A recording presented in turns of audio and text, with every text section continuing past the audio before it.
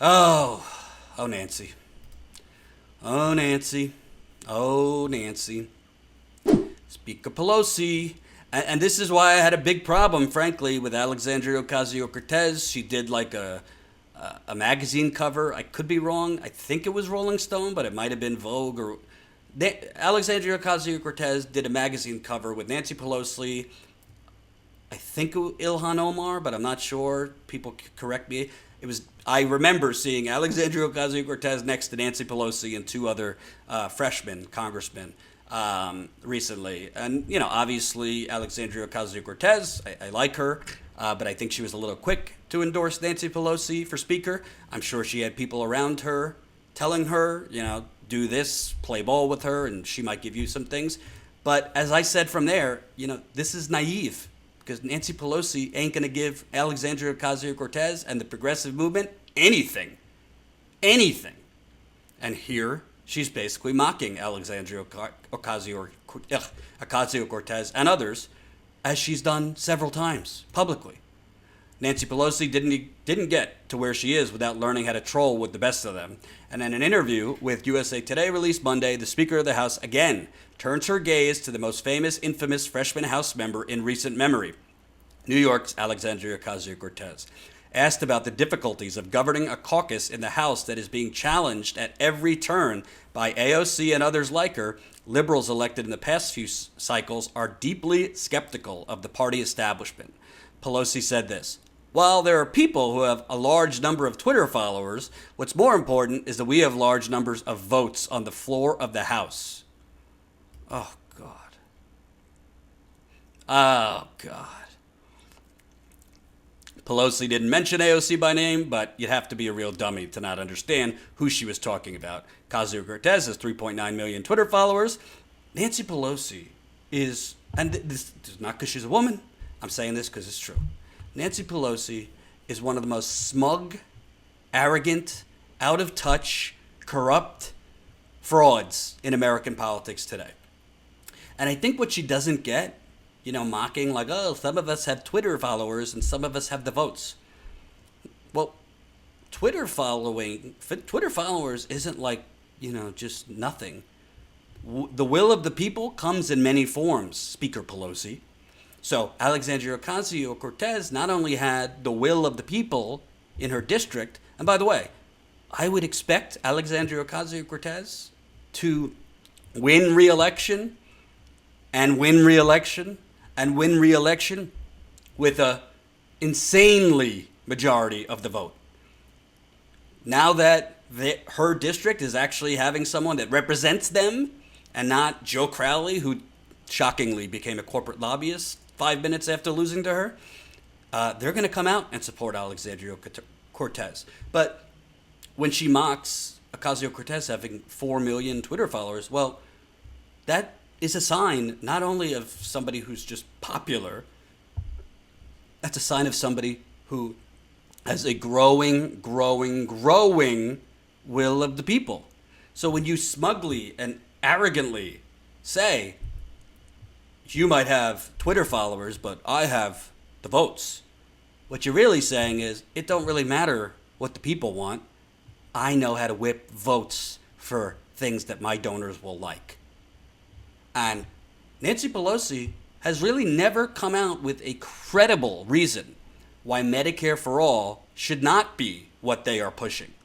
Because there are reports after reports after reports. Hell, even the Koch brothers said it was a cost-saving plan. And that was a Koch brothers funded thing. So Nancy Pelosi basically just says, well, you might have the Twitter followers, but I have the gavel.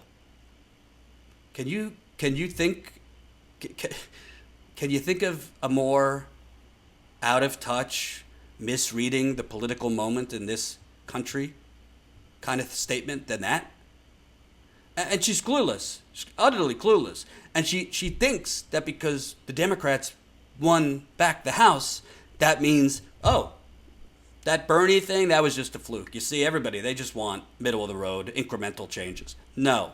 As I've said over and over, neoliberalism did not win the day in the midterms. It was Trump and his increasing unpopularity lost. And I think because you had a record number of women candidates running, many of them who are way more progressive than Speaker Pelosi.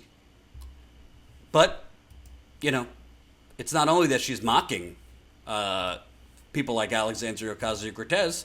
I mean, she's basically ready to go to war with progressives on the budget. House Democratic leaders may be forced to yank a key budget measure from the floor this week amid mounting problems with the left and center. According to lawmakers and aides, leaders of the Congressional Progressive Caucus say they are ready to deploy the full weight of their 90-member group to reject the legislation, which they say favors the Pentagon over domestic programs. Meanwhile, members of the moderate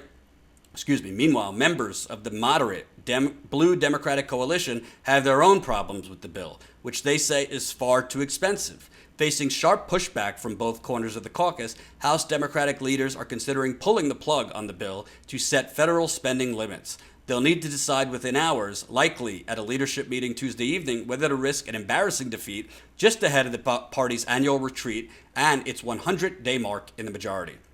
The showdown between progressives and fiscal hawks should be the first major policy clash of the new majority, forcing Democrat leaders to decide which flank of their party to squeeze for votes to carry the bill across the line. Senior Democratic aides were insistent they could secure the votes if they need, but Speaker Nancy Pelosi and House Majority Leader Steny Hoyer have so far refrained from twisting arms. Quote, "There are all kinds of things we have not asked for, because given divided government, it's going to be very difficult. This is not a hard ask," Congresswoman Pramila Jayapal, co-chair of this Congressional Progressive Caucus, said of the group's push to increase domestic spending. Quote, "We've got to have something here if we're expected to try to vote for a defense number that is so ridiculously high, while at the same time we have the kind of inequality that we have in the country," Jayapal said. Democrats left a closed-door Tuesday morning with doubts that the bill, which is the launch point for this year's battle over budget caps, could pass Wednesday when it's slated to hit the floor. Quote, "Any caucus could bring down any bill, and we have to figure out whether we're going to be able to govern or not, and this is the first test of it," House Budget Committee Chairman John Yarmuth told reporters.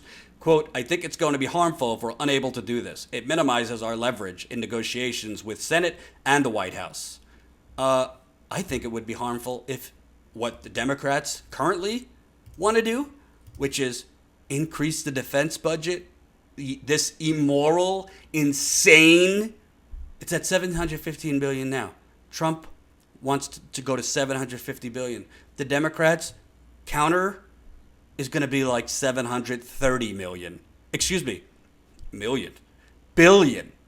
$730 billion is the Democrats' counter. Meanwhile, half the country living paycheck to paycheck. Majority of the country can't afford a $400 emergency. As I've seen and we've shown you, homelessness is rampant around this country. There's an affordable housing crisis in this country. You have Jeff Bezos, Amazon, the Waltons, Bill Gates, and the rest of the elite aristocracy just continuing to rob us blind. And the Democratic Party's fiscal hawks, yeah, you're so hawkish, just, giving blank checks endlessly to war. By the way, I'm watching JFK, Oliver Stone's version, right now. And I'm a hypocrite because I'm watching it on Amazon Prime. I'm fully able to call myself a hypocrite when I'm being one. So I am watching it on Amazon Prime. That's the only place I found it. So, yeah. So I don't want to hear that these Democrats, it's the progressives and these, insane spenders versus the fiscal hawks. These aren't fiscal hawks. They're fiscal hawks when it comes to things that will help the people they're voted to represent. When it's things that their donors like and their donors want, we could spend on that. This is all a ruse. It's all a heist. And Nancy Pelosi, in one breath, we're progressive. We're fighting for health care. AKA, we're fighting for a Republican health care plan that really, fluffs the insurance company's pillows, but still keeps people either underinsured or they can't use it or bankrupted by the co-pays, deductibles, this and that. Yeah, but we're the fiscal hawks. And I think people are starting to wise up to this. And I was just, me and Jimmy and others were just really hit over the head by the Nancy Pelosi and the Hillbots in 2016. You and your purity test, you guys who, if Nancy Pelosi and Hillary Clinton and Barack Obama, if they don't do exactly what you want, you take your bowl and go home. Well, I think we're being proven right, because even as the country is telling Nancy Pelosi it is more progressive, the country is telling Nancy Pelosi, not just Democrats, but Republicans. A lot of these issues, Republicans want Medicare for all. It's Republicans want an increase in the minimum wage. Republicans want increasing of taxes on the wealthy. So let's stop pretending Nancy Pelosi is a Democrat. She's not by an old school FDR measurement, a Democrat. She's a Republican. She might be a socially conscious Republican, but she's still a Republican. And this is the problem. You cannot defeat extreme conservatism with country club Republicanism. You can't do it. So yes, the Steve Kings of the world and the Ted Cruzes of the world and the Donald Trumps of the world and the Mike Pences of the world are what we as progressives want to defeat. But how do you do that if you're doing it like with a nicer dressed version of that? So I hope this progressive caucus does not give an inch to Nancy Pelosi. They should be demanding that defense budget not increases, but decreases. And they need to stop accepting the narrative and the terms of the discussion that means, you're unpatriotic or you're putting the country at risk. No. We've already put the country at risk by making our priorities to grease the wheels of the generals and the war hawks that never ever have to shrink their budgets. Hell, they can't even pass an audit, and they're not forced to pass an audit. The audit of the Pentagon was a joke, and I encourage you to read Matt Taibbi on Rolling Stone about that. It was a complete joke. They failed, and they will never pass as currently constituted. And every other department needs to pass an audit, but the Pentagon. And this is why Tulsi Gabbard's candidacy is super important. That's why. We need to change the discussion. And I think Bernie Sanders has been changing the discussion in terms of healthcare as a human right, and that's getting more into the mainstream. That healthcare is not a luxury. It's something that everybody should have as a right. Well, we need to start moving into the discussion and the narrative that it is endangering our national security and our national health with this mentality that we just have to give endlessly to the military. We could be safe as a country and have far more military spending than any other country, than the next 10 countries combined, if we have like $300 billion military budget. Maybe even less than that. It's preposterous.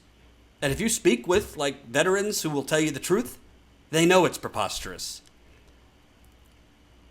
But the military budget is not for protection for us. It's for protection for Raytheon, Boeing, Lockheed Martin, and Northrop Grumman.